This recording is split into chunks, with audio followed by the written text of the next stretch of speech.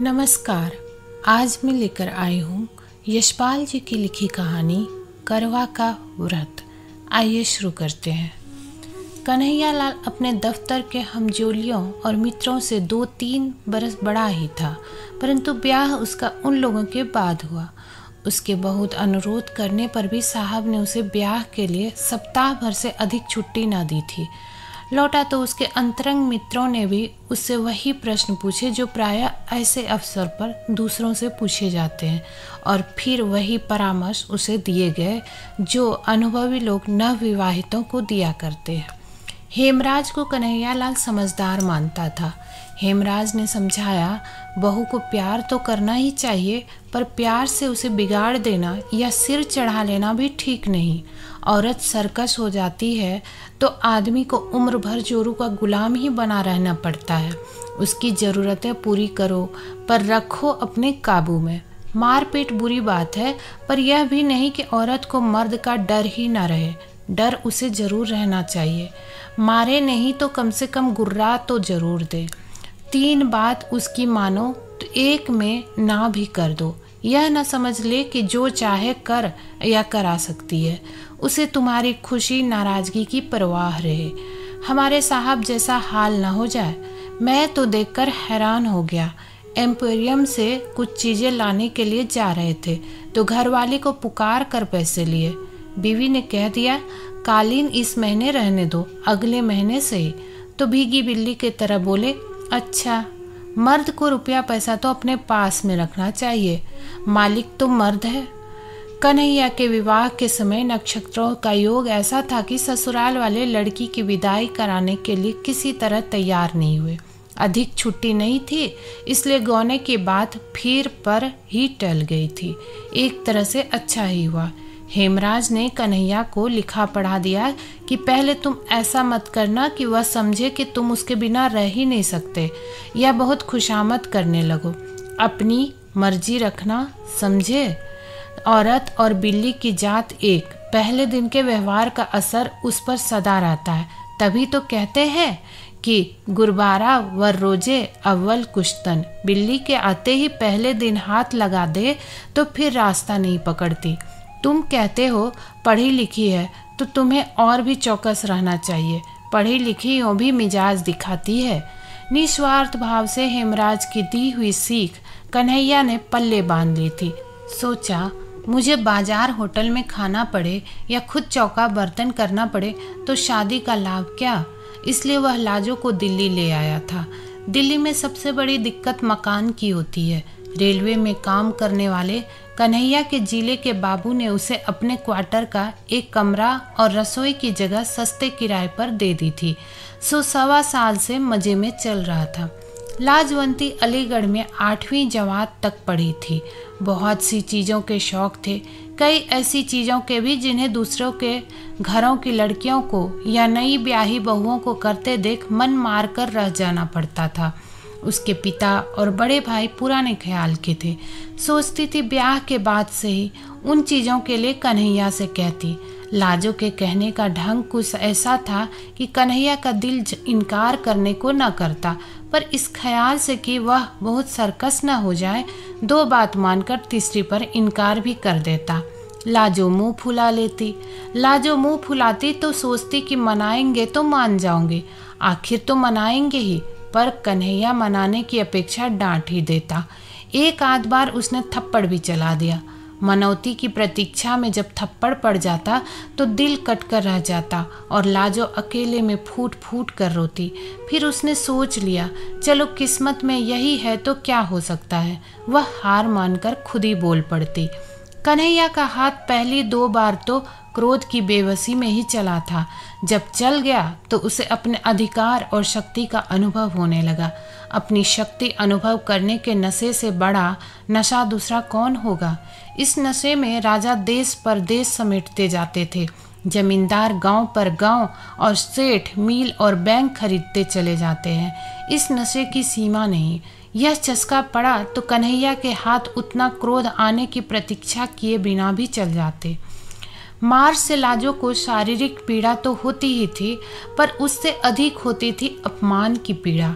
ऐसा होने पर वह कई दिनों के लिए उदास हो जाती, घर का सब काम करती, बुलाने पर उत्तर भी दे देती, इच्छा न होने पर भी कन्हैया की इच्छा का विरोध न करती, पर मन ही मन सोचती रहती, इससे तो अच्छा है मर जाऊं, और फिर समय पीड़ा को कम कर देता। जीवन था तो हंसने और खुश होने की इच्छा भी फूट ही पड़ती थी और लाजो हंसने लगती। सोच यह लिया था, मेरा पति है, जैसा भी है मेरे लिए तो यही सब कुछ है, जैसे यह चाहता है वैसे ही मैं चलूं। लाजो के सब तरह अधीन हो जाने पर भी कन्हैया की तेजी बढ़ती ही जा रही थी। वह जितनी अधिक बेपरवाही और स्वच्छंदता लाजो के प्रति दिखा सकता, अपने मन में उसे उतना ही अधिक अपनी समझने और प्यार का संतोष पाता।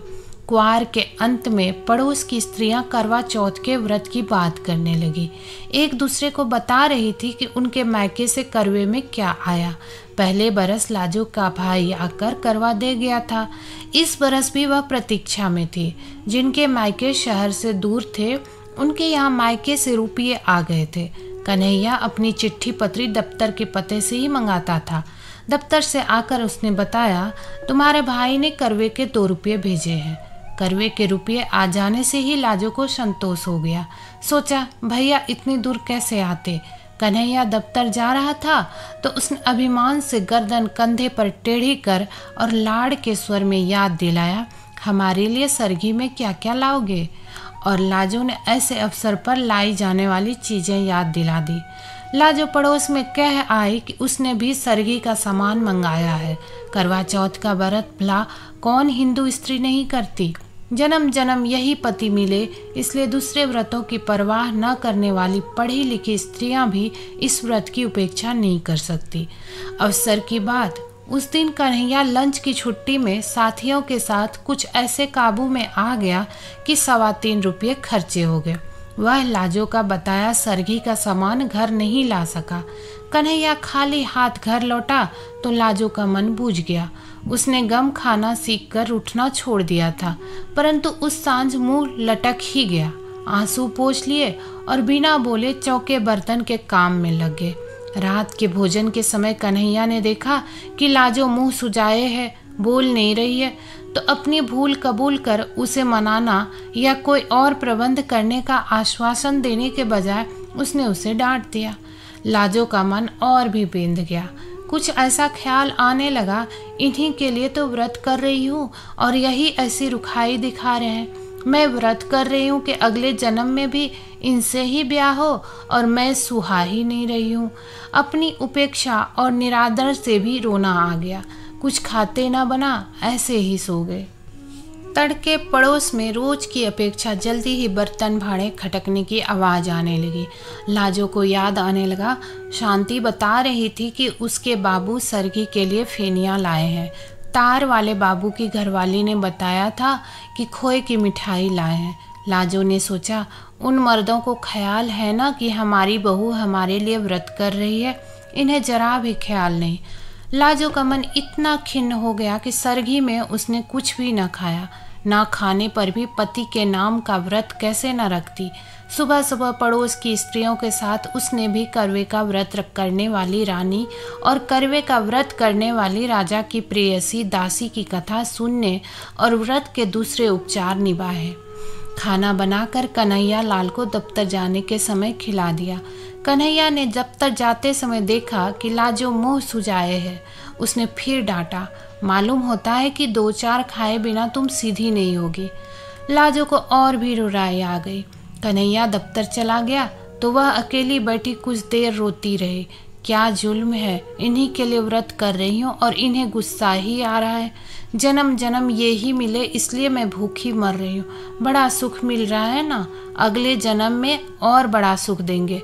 ये ही जन्म निभाना मुश्किल हो रहा है, इस जन्म में तो इस मुसीबत से मर जाना अच्छा लगता है। दूसरे जन्म के लिए वही मुसीबत पक्की कर रही हूँ।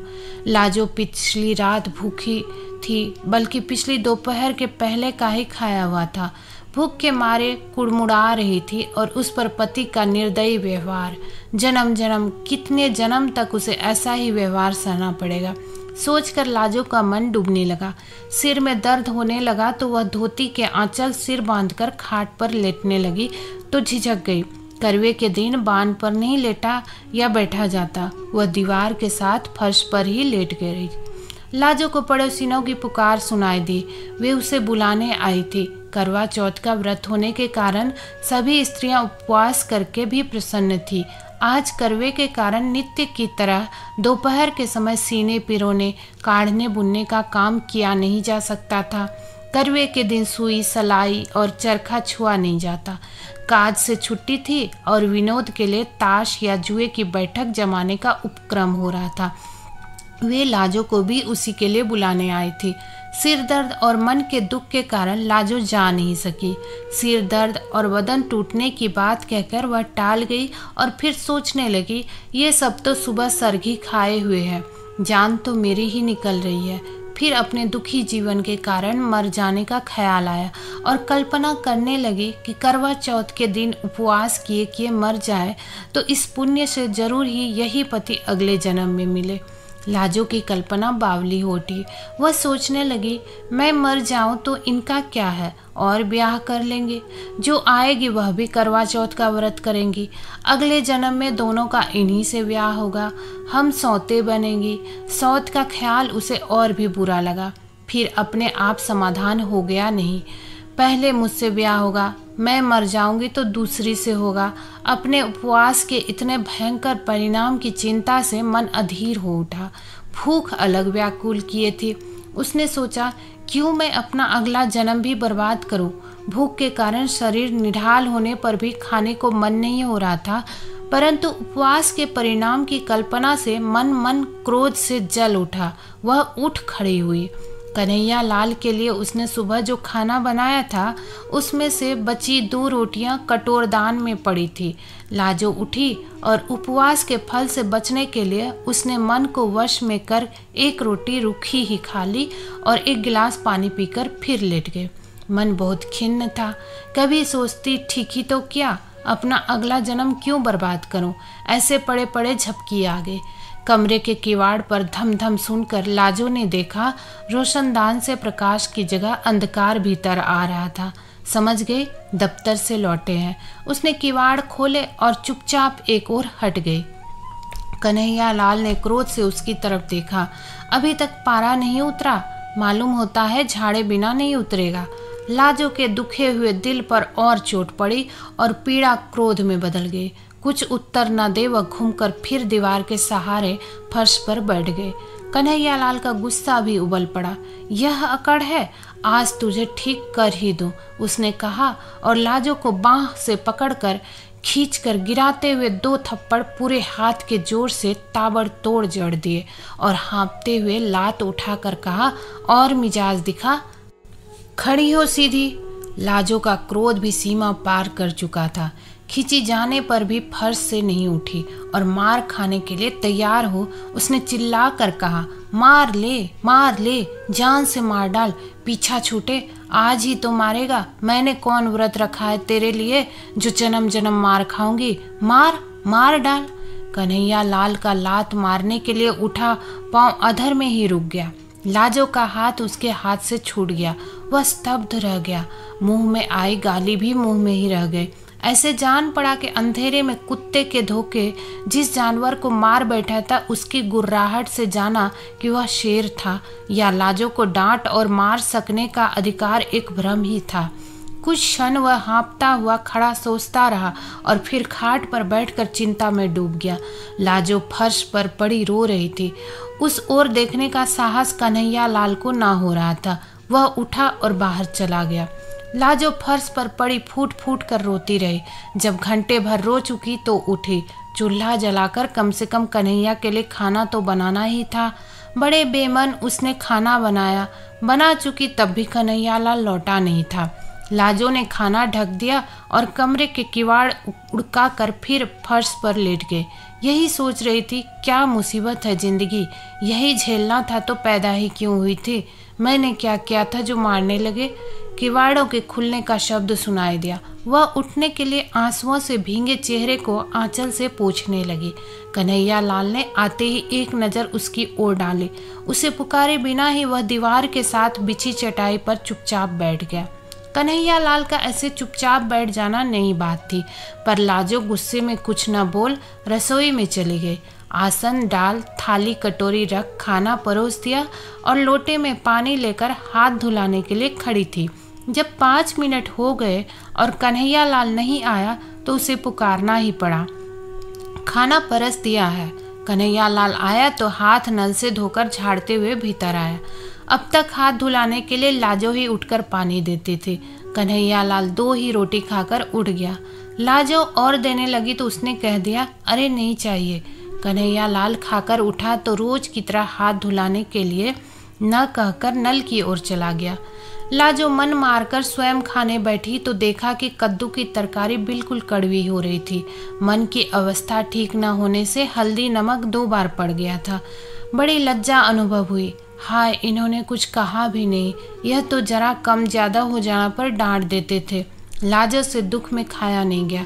यूं ही कुल्ला कर हाथ धोकर इधर आई कि बिस्तर ठीक कर दें, चौका फिर समेट देगी।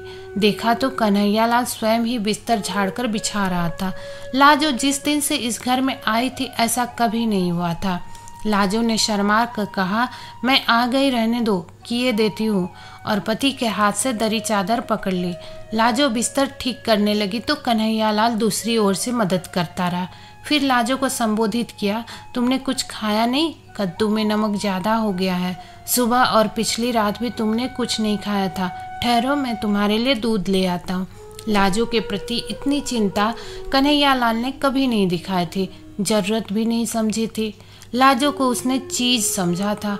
आज वह ऐसे बात कर रहा था जैसे लाजो भी इंसान हो, उसका भी ख्याल किया जाना चाहिए। लाजो को शर्म तो आ ही रही थी पर अच्छा भी लग रहा था। उसी रात से कन्हैया लाल के व्यवहार में एक नरमी सी आ गई। कड़े बोल की तो बात क्या, बल्कि एक झिझक सी हर बात में, जैसे लाजो के किसी बात के बुरा मान जाने की या नाराज हो जाने की आशंका हो। कोई काम अधूरा देखता तो स्वयं करने लगता। लाजो को मलेरिया बुखार आ गया तो उसने उसे चौके के समीप नहीं जाने दिया। बर्तन भी खुद साफ कर लिए। कई दिन तो लाजो को बड़ी उलझन और शर्म महसूस हुई, पर फिर पति पर और अधिक प्यार आने लगा। जहाँ तक बन पड़ता घर का काम उसे नहीं करने देती। यह काम करते मर्द अच्छे नहीं लगते। उन लोगों का जीवन कुछ दूसरी ही तरह का हो गया। लाजो खाने के लिए पुकारती तो कन्हैया जिद करता, तुम सब खाना बना लो, फिर एक साथ बैठकर खाएंगे। कन्हैया पहले कोई पत्रिका या पुस्तक लाता था तो अकेला मन ही मन पढ़ा करता था। अब लाजो को सुनाकर पढ़ता या खुद सुन लेता। यह भी पूछ लेता, तुम्हें नींद तो नहीं आ रही है? साल बीतते मालूम ना हुआ। फिर करवा चौथ का व्रत आ गया। जाने क्यों लाजो के भाई का मनी आर्डर करवे के लिए न पहुंचा था। करवा चौथ के पहले दिन कन्हैया लाल दफ्तर जा रहा था। लाजो ने खिन्नता और लज्जा से कहा, भैया करवा भेजना शायद भूल गए। कन्हैया लाल ने सांत्वना के स्वर में कहा, तो क्या हुआ, उन्होंने जरूर भेजा होगा। डाक खाने वालों का हाल आजकल बुरा है, शायद आज आ जाए या और 2 दिन बाद आए। डाक खाने वाले आजकल मनी आर्डर के 15-15 दिन लगा देते हैं। तुम व्रत उपवास के झगड़े में मत पड़ना, तबीयत खराब हो जाती है। यूँ कुछ मंगाना ही है तो बता दो, लेते आएंगे। पर व्रत उपवास से होता क्या है, सब ढकोसले हैं। वाह, यह कैसे हो सकता है? हम तो जरूर रखेंगे व्रत। भैया ने करवा नहीं भेजा ना सही, बात तो व्रत की है, करवे की थोड़े ही, लाजो ने बेपरवाही से कहा। संध्या समय कन्हैया लाल आया तो रुमाल में बंधी छोटी गांठ लाजो को थमाकर बोला, लो फैनी तो मैं ले आया हूँ, पर व्रत के झगड़े में नहीं पड़ना। लाजो ने मुस्कुराकर रुमाल लेकर अलमारी में रख दिया। अगले दिन लाजो ने समय पर खाना तैयार कर कन्हैया को रसोई से पुकारा, आओ खाना परस दिया है। कन्हैया ने जाकर देखा खाना एक ही आदमी के लिए परोसा था। और तुम? उसने लाजो की ओर देखा। वाह, मेरा तो व्रत है, सुबह सरगी भी खा ली, तुम अभी सो ही रहे थे। लाजो ने मुस्कुराकर प्यार से बताया। यह बात तो हमारा भी व्रत रहा, आसन से उठते हुए कन्हैया लाल ने कहा। लाजो ने पति का हाथ पकड़कर रोकते हुए समझाया, क्या पागल हो, कहीं मर्द भी करवा चौथ का व्रत रखते हैं? तुमने सरगी कहाँ खाई? नहीं नहीं, यह कैसे हो सकता है? कन्हैया नहीं माना। तुम्हें अगले जन्म में मेरी जरूरत है तो क्या मुझे तुम्हारी नहीं है? या तुम भी व्रत न रखो आज।